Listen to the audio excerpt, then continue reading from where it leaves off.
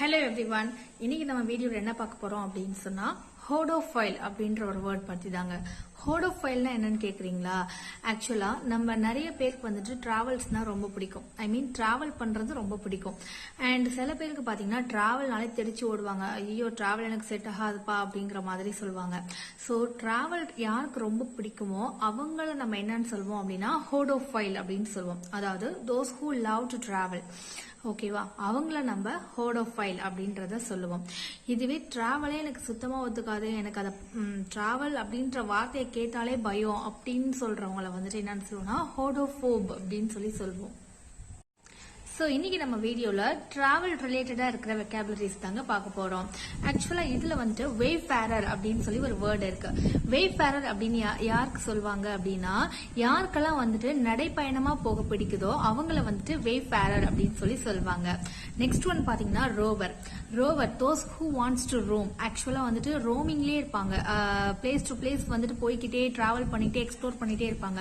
அவங்கள நம்ம என்னன்னு சொல்லுவோம் அப்படின்னா ரோவர் அப்படின்றத சொல்லுவோம். நெக்ஸ்ட் பாத்தீங்க அப்படின்னா சோலிவேகன்ட் அப்படின்னு சொல்லுவோம்.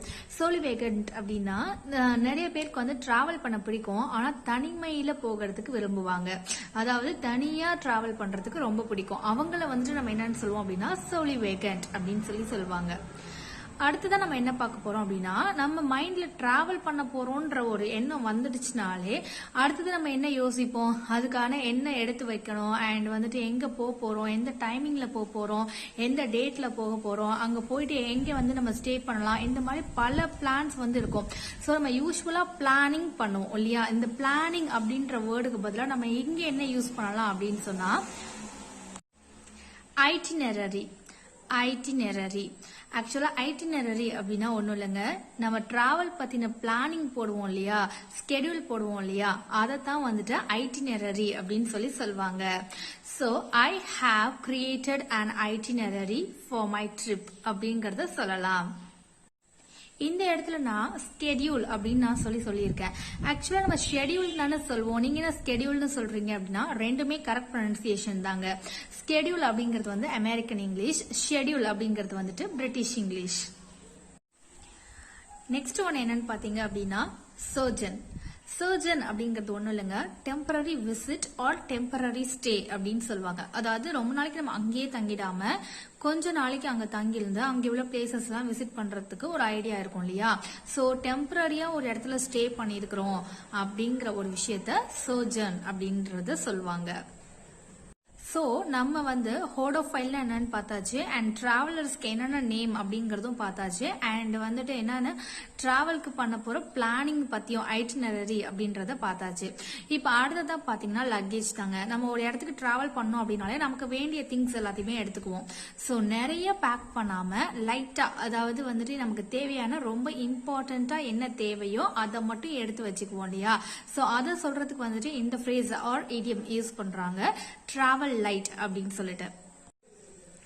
I always travel light when I go somewhere.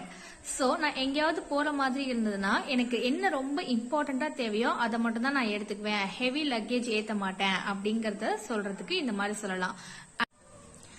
Next இடியம் என்னன்னு பாத்தீங்க அப்படின்னா broaden your horizon. ஆக்சுவலா நம்ம டிராவல் பண்ணும்போது நம்ம நிறைய விஷயங்கள் வந்துட்டு லேர்ன் பண்ணுவோம், அண்ட் வந்துட்டு நிறைய எக்ஸ்பீரியன்ஸ் வந்து கிடைக்கும். So when we just expand our experiences or knowledge through travel. So அந்த இடத்துல நம்ம என்ன பண்ணலாம் அப்படின்னா இந்த இடியமே யூஸ் பண்ணலாம், broaden your horizons. Traveling to different countries really helped me broaden my horizons. அதாவது country to country நம்ம டிராவல் பண்ணும்போது நம்மளுடைய நாலேஜையோ இல்ல எக்ஸ்பீரியன்ஸையோ வளர்த்துக்கிறதுக்கு ரொம்பவே ஹெல்ப்ஃபுல்லா இருக்கு அப்படின்னு சொல்றதுக்கு தான் இந்த idioms வந்து யூஸ் பண்ணுவோம், broaden my horizons. ஸோ இந்த வீடியோவில் டிராவல் ரிலேட்டடாக நம்ம கொஞ்சம் வேர்ட்ஸ் அண்ட் idioms வந்து கற்றுக்கிட்டோம்னு நான் நினைக்கிறேன். இந்த வீடியோ உங்களுக்கு யூஸ்ஃபுல்லாக இருந்துச்சு, பிடிச்சிருந்துச்சு அப்படின்னு சொன்னால் சப்ஸ்கிரைப் பண்ணுங்க, லைக்கும் பண்ணிடுங்க, அப்படியே கொஞ்சம் ஷேர் பண்ணிடுங்க. Thank you so much.